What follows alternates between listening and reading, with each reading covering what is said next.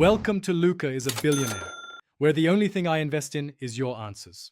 You will start by confirming prerequisites, a Google account and a cloud project with billing enabled. Once done, enable YouTube Data API v3 in the Cloud Console and create credentials. Choose OAuth 2, 0 for user-level access or an API key for public data. Install the official Google API client for your language so code samples run.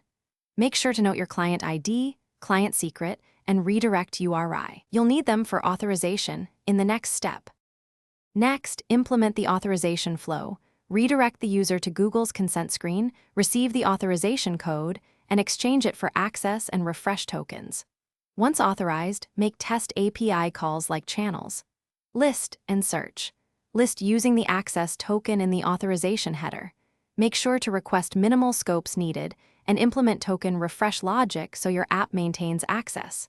Also monitor quota usage. Check for 403 or 429 To finish, prepare production. Verify OAuth consent, provide branding, and request increased quota if your app needs it. Secure credentials by encrypting secrets, rotating keys, and restricting API key referrers or IPs.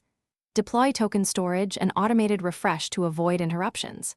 If something goes wrong, first check scope mismatches and expired refresh tokens, then inspect quota usage and error codes.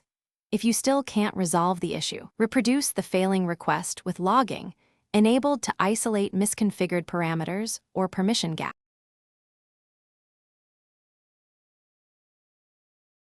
Thanks for watching and please subscribe. It's the best investment you'll ever make.